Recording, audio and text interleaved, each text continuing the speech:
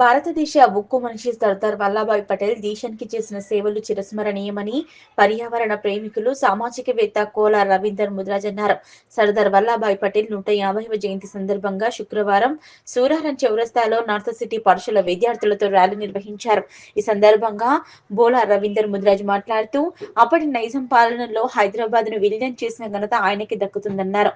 విద్యార్థులు ఆయన అడుగుజాడల్లో నడుస్తూ ముందుకు వెళ్లారన్నారు.